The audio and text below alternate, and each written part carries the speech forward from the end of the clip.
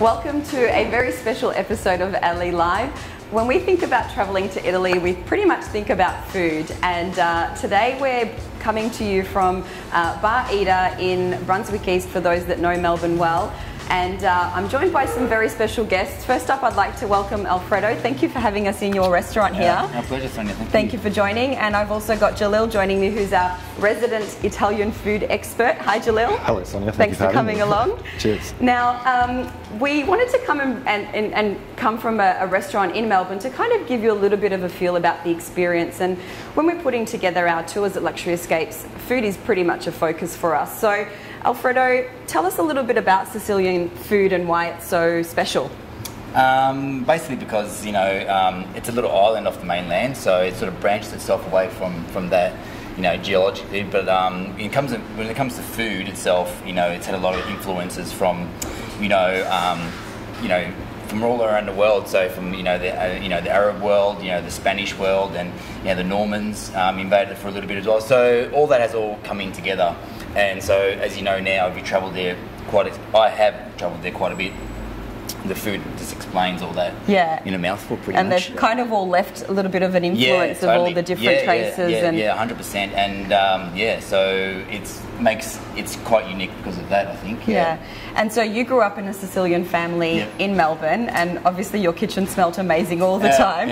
So what was it about your mum's cooking, I'm guessing, that made you want to get into the restaurant world? Well, I entered the restaurant world prior to understanding my mum's cooking world. So I realised that after studying cooking for a long time that her world is actually quite interesting. So I decided to start collecting a lot of her recipes and things like that. And then as a chef, you work with them and stuff like that. So like the flavours that that come out of our kitchen today, as you could smell, is pretty much exactly what her kitchen smells like every single day. So that's exactly what I wanted to achieve, and I think we have. Yeah, well, for the viewers at home, you can't smell how amazing it is in here today. But let me tell you, we were starving when we walked in. We're even more ravished now. Now, Jalil, you've travelled to Italy, so you've experienced this sort of firsthand. So I did a tour myself all over Italy. I went to Venice, I went to Rome, and honestly, the best thing about going there was the food. My family is a Lebanese family, but even still, my mum would make up pastas, and that would be like my favourite thing to eat. It's so good. Yeah, it's pretty amazing. And I think if we try and sum up Italy in I guess in a nutshell, food always is a focus there. It's the first thing I think of. Yeah, and you kind of just eat your way through the country. When I travelled to Sicily last year, I think what I loved was that there were so many different foods that, I guess growing up in Melbourne, we've got a huge Italian community, but you kind of always think of, spaghetti bolognese, or you think of tiramisu, but Sicilians actually have a whole new world that we haven't really discovered. Yeah, totally. That's true. And especially if you travel like from the west coast to the east coast, it changes dramatically. And every Sicilian will tell you that, no, we were the founders of canola. You can't get that from the other side of the island, and it's really it's like they've got this food war going on. And I think that's what makes it so unique. And their food is amazing, and the quality of ingredients is even better. I think that's key there. You're mentioning the quality of ingredients.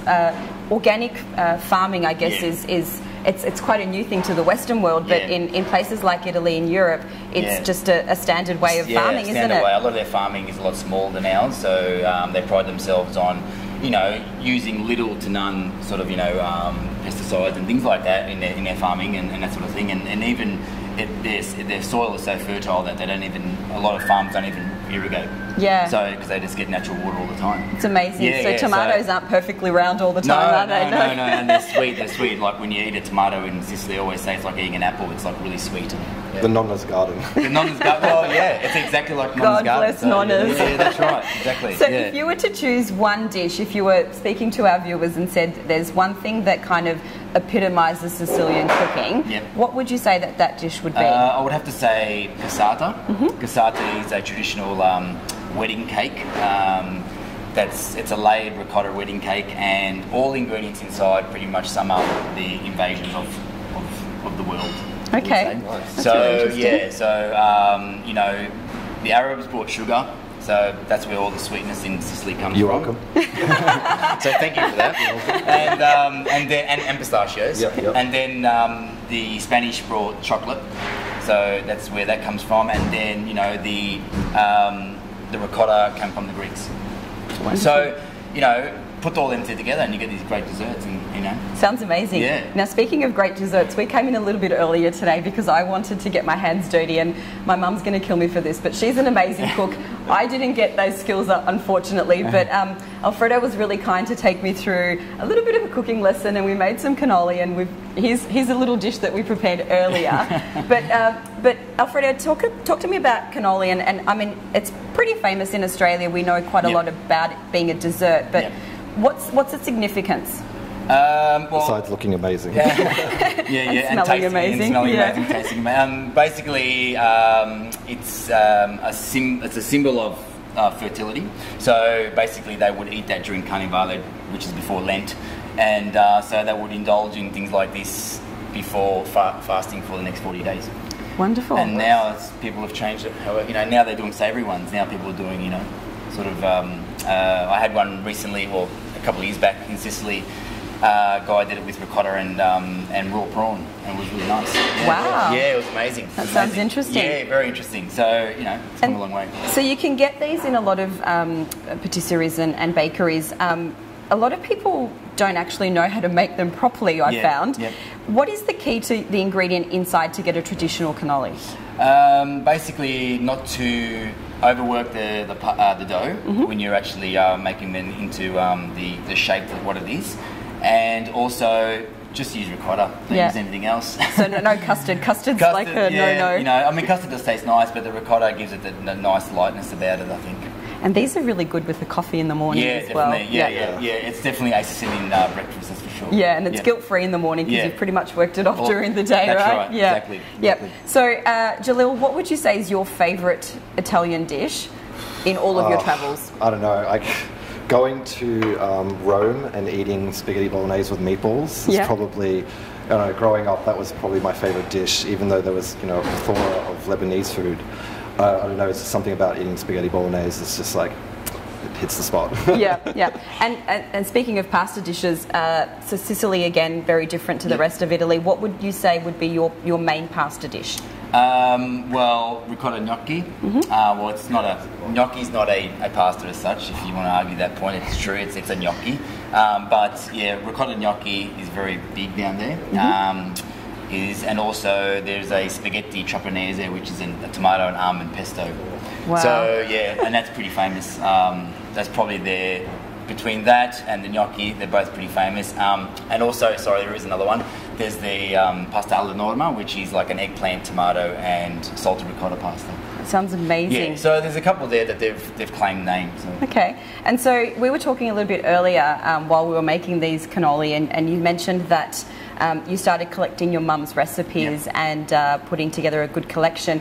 Now, tell us about the name. So Bar Idda, I've read about this, but it's got a special meaning for you? Yeah, basically Bar Idda is in dialect, Sicilian dialect, it means her. So the island's named after a woman, so, well, so basically Go girl power. we thought that, you know, in respect and, you know, especially to my mum as well, we call it Bar Idda. It's lovely. Her bar, which means her bar. So. It's lovely. Yeah. Well, look, I love Italian cooking, and I eat out in Italian restaurants a lot, and I must say that there's not a lot of competition for you in Melbourne when it comes to Sicilian cooking. It's a great restaurant. I've dined here often, and I love your food. And I'm really excited that we got to come in and actually share it with you today. And for those of you that are watching at home or at work, if you are feeling a little bit hungry and this has kind of inspired you to get out there and try Sicily, we've got a great tour on our website at the moment. So it's an 8-day tour through the east coast of Sicily. It's $5,499 per person, and that basically includes everything we've talked about today. So all of your food experiences, you know, we visit ricotta makers, and, you know, we visit their farm and we learn how to make ricotta. We have dining experiences with local chefs, some famous, some infamous. But they're all really good at what they do. You get to try beautiful Sicilian wines, which we haven't talked about, but Sicily's got some great vineyards and really fertile soil for good wine. Definitely. They're actually number 3 in the world at the moment in producing wine and best wines of the world. So you wouldn't think that being as small as Melbourne and produces such amazing quality wine. Their native grape is Nero d'Avola, which is probably similar to our Shiraz, kind of. Yep. But now they're sort of branching out and getting more professional in their winemaking, and so definitely give that a go. I've had a few glasses of that over there, I must say, and it's amazing. The wine is really world class. The beaches are amazing. The cultural aspect. There are so many archaeological sites, and like you said earlier, you know, the Spanish influence, the Greek influence, the different sort of invasions have almost left a little bit of a piece of their history behind as well. And definitely. So if you want to experience this, jump on our website. Places are really selling really fast because it is such a unique experience. If you've been to Italy before and you want to try something different, this is the tour for you. It really does kind of get under the skin of Nonna's cooking, and we've got some beautiful accommodation to match up with it, and they're small groups, so you really are travelling with like an Italian family. If you're going to give our viewers one tip about Sicilian cooking, what would it be before we go? Don't overcomplicate it. Keep it really That's a simple. Great tip, yeah. Keep it really simple, and basically, I don't know, just enjoy it. You know, people try to overcomplicate their cooking and just do what comes naturally. That's a great tip. If you are in Melbourne, please come down to Bar Idda. It really is a great experience for traditional Italian, traditional Sicilian cooking.